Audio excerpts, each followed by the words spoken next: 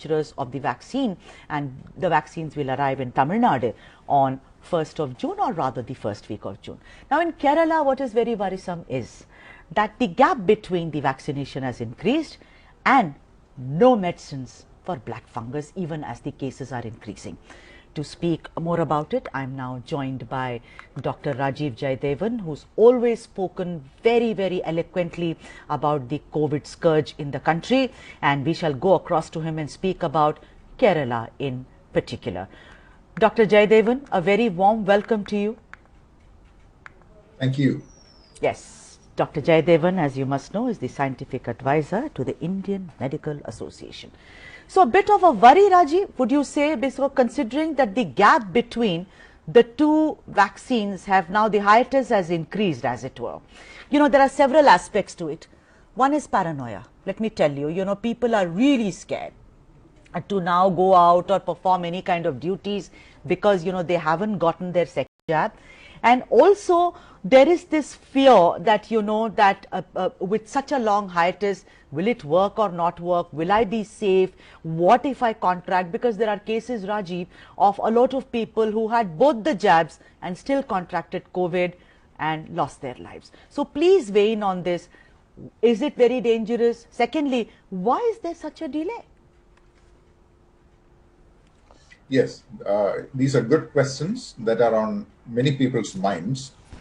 First, let's talk about the gap between doses. Well, we all know that clinical trials are conducted. They were conducted last year, maybe early part of last year, when they empirically decided a 2-week gap followed by a 4-week gap and so on.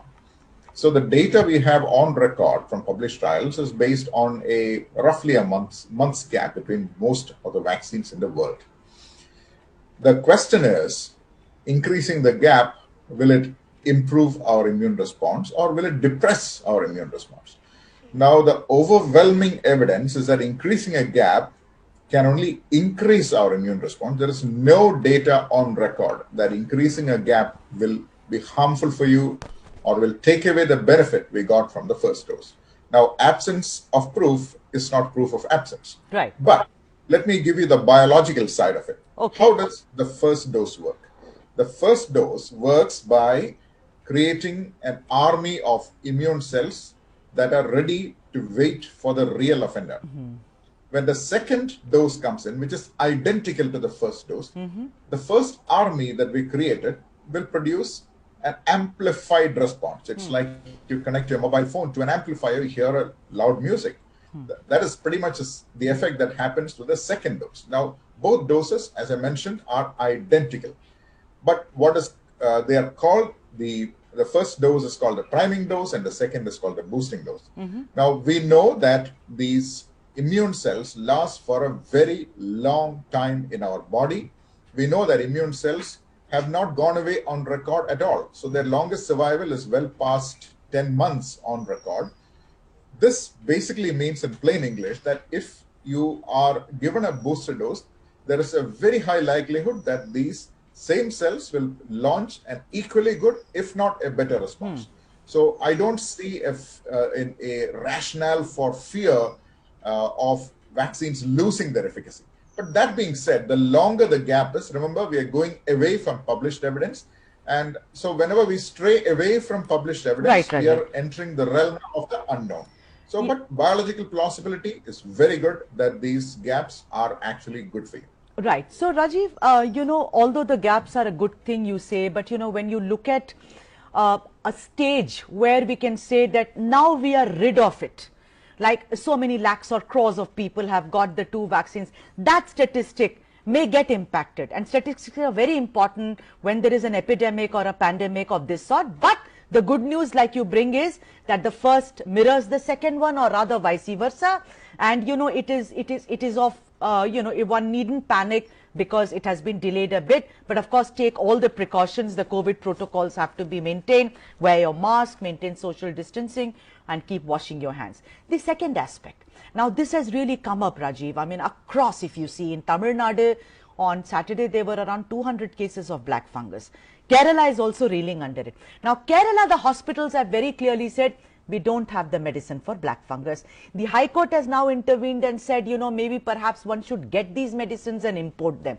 Tell me, what do you do? Is it a panic? Do you press the panic button? What do you do? Because there are so many patients with black fungus in Kerala, Dr. Jayadevan. Well, at this point, most of the cases of mucormycosis are happening in certain states, predominantly Gujarat, Rajasthan, Madhya Pradesh, Maharashtra, and a little bit of Andhra Pradesh and Telangana. Now, there are cases in all other areas, but what is interesting and from a scientific standpoint is that this surge of mucormycosis is only reported in India. There are stray cases that are reported all around the world. That is called a background rate, including our own neighboring nations that I'm in touch with. So there must be a factor in our country that is causing the surge. What we need to do is to open our eyes, remain open-minded, conduct a very, very good and fast audit of all the cases, put all the data on the table, leave all your preconceived ideas aside.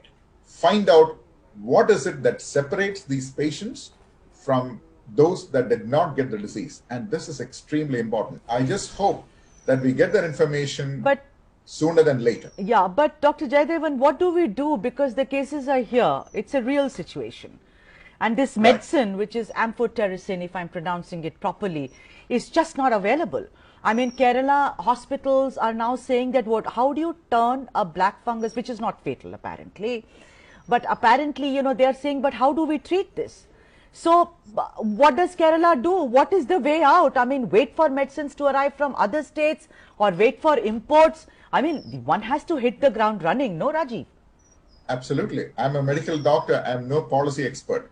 All I can say is that if we are starting to see cases now, it's quite possible that we may see an increase in cases, and therefore it makes sense that we get the medicines in stock. How they get it is not my area of expertise or knowledge, but definitely it is an area of great need. Yes, but you know, the point is that, you know, I had a doctor called Sujata Rathod from Kerala, and who said that it could be because of industrial oxygen.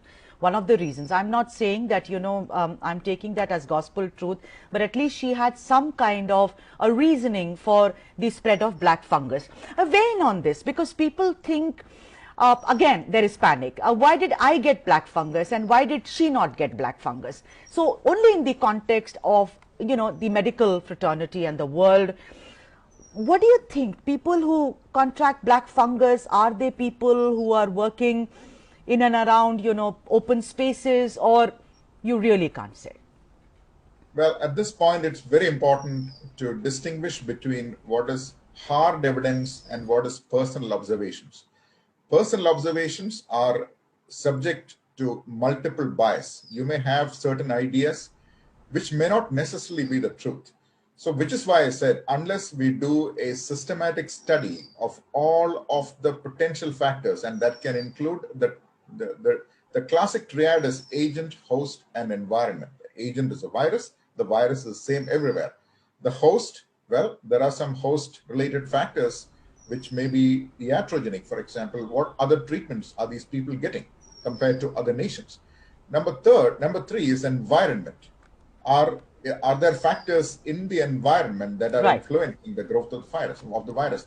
And under these three headings, there are multiple subheadings, each of which requires attention.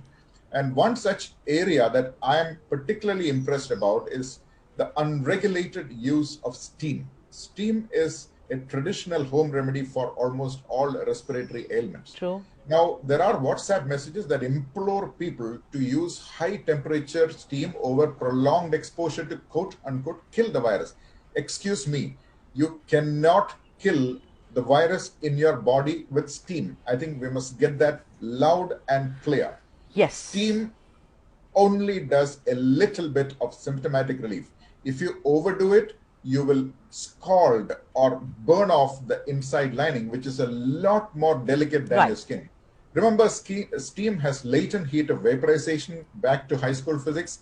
Steam burns are more serious than hot or boiling water. We must keep that high school lesson in mind. Yes. Don't overdo steam, Yes. because you may burn off your protective lining, Yeah. which is designed to Yeah, protect as you. always, Dr. Jayadevan, you know, Yes. spoken from the heart and with empirical evidence, that is what we require. Two takeaways. One is Absolutely. that the gap between the two vaccine is not bad news. Wait up, but be careful. Take all the precautions. And number two is black fungus is something that we all need to study and perhaps procure medicine sooner rather than later.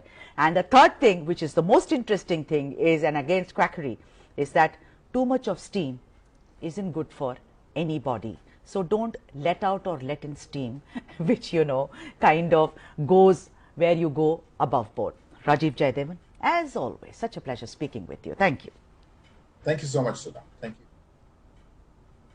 Time for me to take a break, but when we come back, such a revelation